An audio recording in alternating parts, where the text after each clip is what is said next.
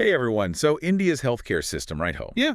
It's clearly got you intrigued, and I've got to say, looking at all this stuff, articles, reports, your own notes, it's a pretty hot topic. Definitely seems to be getting a lot of attention lately. Yeah, you want to figure out why everyone's buzzing about this whole healthcare revolution in India and what it all means, especially I'm seeing here, for potential opportunities. Yeah, a lot of people are trying to figure out where this is all headed. Well, get this. By 2025, the market's expected to hit, wait for it, $638 billion. Wow. That's not just growth, that's like mega growth, right? And it's not out of nowhere either.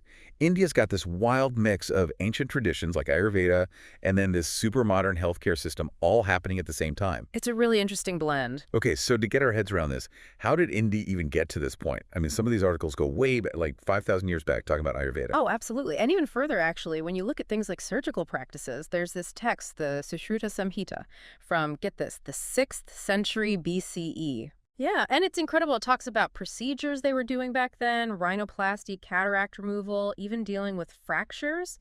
And these techniques actually influenced modern medicine as we know it. No way. That's mind-blowing, that connection across, what, like centuries? Yeah, it's pretty amazing. But then things started changing, right? Oh.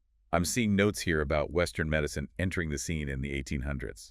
Right, so in 1835, you have the Calcutta Medical College, first of its kind in all of Asia, actually. Wow. And that kind of set the stage for how medical education is structured in India today. So even way back then, they were already blending traditional and modern approaches. Exactly. Speaking of blending, one of these articles mentions this thing called the Ministry of Ayush.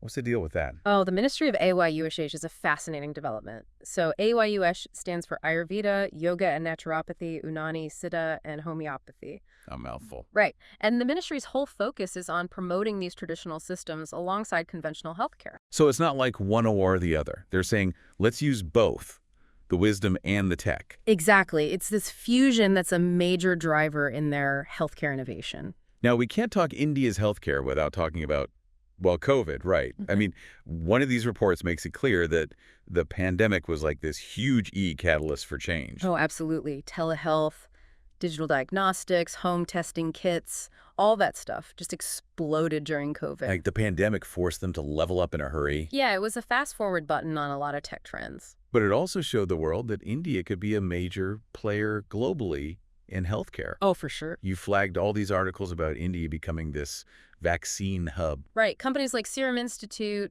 Farad Biotech, they were key in producing and supplying vaccines worldwide during those crazy times. It's pretty incredible how they stepped up when the whole world needed it. It really is. So we've got this blend of old and new accelerated by the pandemic.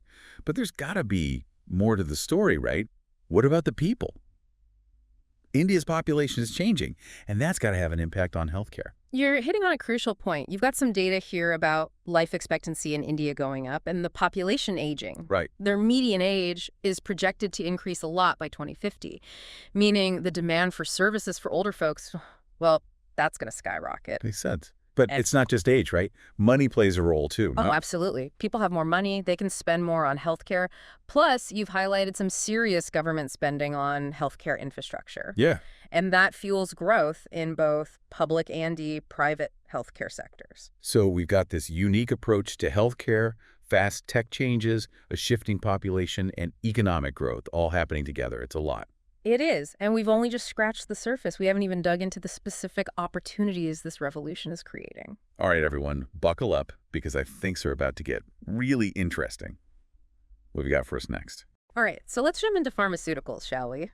It's a huge part of this whole healthcare revolution in India. Yeah, I'm ready. You've got some pretty impressive numbers in here about how much this sector is expected to grow. Yeah, one of these reports predicts that by 2047, India's pharma industry could be worth, get this, $450 billion.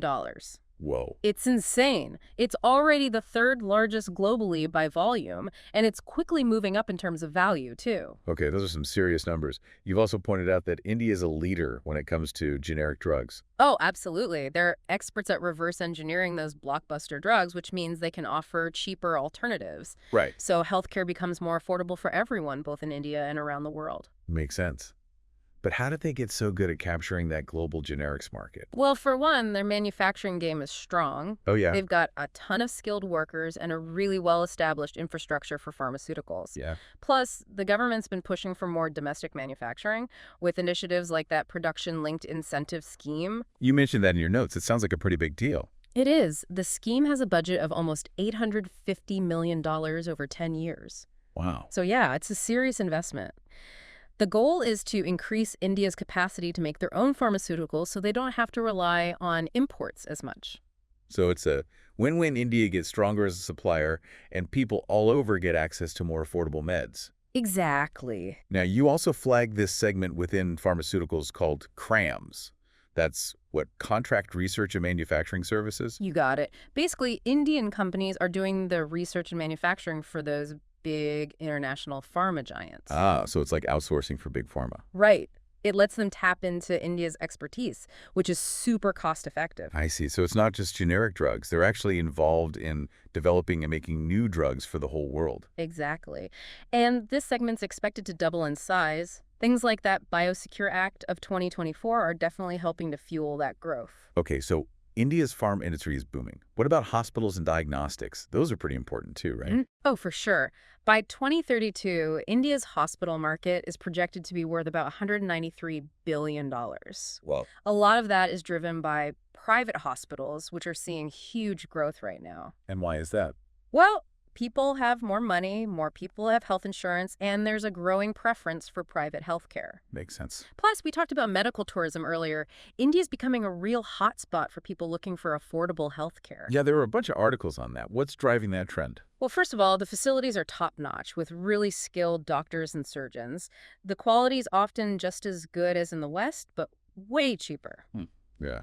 Think about it. Major surgeries can be up to 80% less expensive in India compared to the US or Europe. That's a huge difference? Right. So yeah, it's a big draw, especially for people without good insurance or who are facing those super long wait times in their own countries. Yeah, that makes a lot of sense. It's a pretty compelling proposition. And it's only going to get bigger. The medical tourism market in India is expected to hit $14.3 billion by 2029.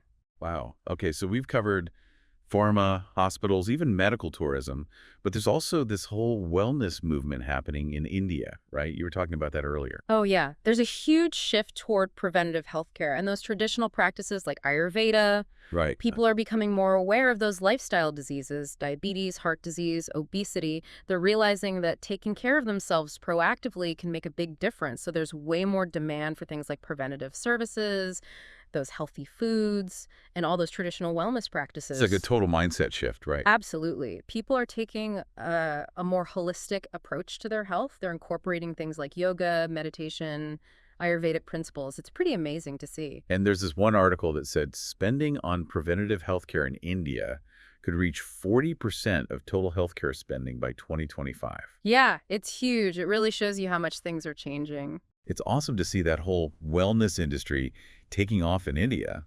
But with all this growth and potential, I gotta ask, are there any risks or challenges we should be thinking about? It's exciting stuff, no doubt.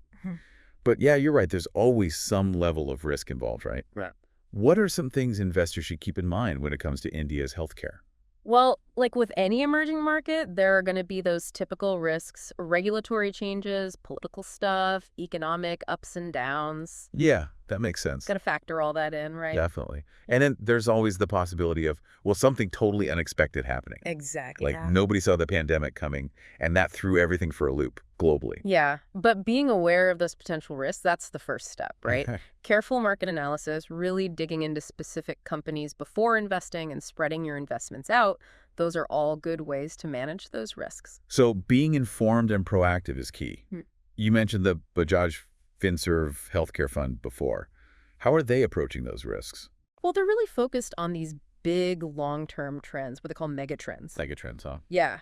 So instead of just looking at individual companies, they're analyzing those bigger forces that are shaping healthcare India over the long haul. I see. Like one of those megatrends is the rise of the middle class in India. Oh, yeah. That makes sense. And that has a direct impact on things like the demand for private healthcare and those elective procedures. Right. So it's a much more strategic approach to investing, less about those quick wins, more about those long-term gains. So they're looking for companies that are going to ride those waves, those big changes happening over time. Exactly. And you can see that reflected in their portfolio. They've got a good mix of well-established companies and newer up-and-coming ones. Oh, I see. And they're spread across all those different sectors: pharma, hospitals, diagnostics, health insurance, even wellness. Covering all their bases. Makes sense given how diverse this healthcare revolution in India is. Totally. I also noticed that they seem to be big on social impact, not just financial returns. Oh, yeah, that's a big part of their whole investment philosophy. It's cool to see that they're trying to make a positive difference while also making money. And it really aligns with what we've been talking about, right? Right. This revolution isn't just about profits, it's about improving people's lives. Exactly. Creating a healthier future for everyone in India. Absolutely. And it's not just the financial side that's impressive. I mean, think about the human impact. Oh, it's huge. Millions of people getting access to better health care. Yeah. And that focus on preventative care. That's empowering people to take charge of their own health. It's a reminder that healthcare isn't just some industry, it's a fundamental human right. Totally. And what India is doing, it's like, look, here's what's possible when you combine innovation, collaboration, and a commitment to making things better for society. It's truly inspiring stuff. So, as we wrap up this deep dive, what do you think is the most compelling part of all this? That's tough. It's so multifaceted. Right. But at the end of the day, a healthcare system is successful when it actually makes people's lives better. Yeah. And that's where I see the real power of what's happening in India. Totally. It's not just about the economics. It's about creating a healthier, brighter future for millions and millions of people. That's a fantastic point, and I think you've given our listener a really solid grasp of this whole thing. Thanks. I mean, it's complex, but now they understand the forces driving it, the challenges, the opportunities. It's been a pleasure talking about all this with you. Thanks for joining us and sharing your insights. And to our listener, we hope this deep dive has sparked your curiosity, given you some food for thought. This is just the starting point, right? There's so much more to learn and explore. So keep that curiosity going. Who knows? Maybe you'll be part of shaping the future of healthcare in India or even beyond. Thanks for tuning in to The Deep Dive.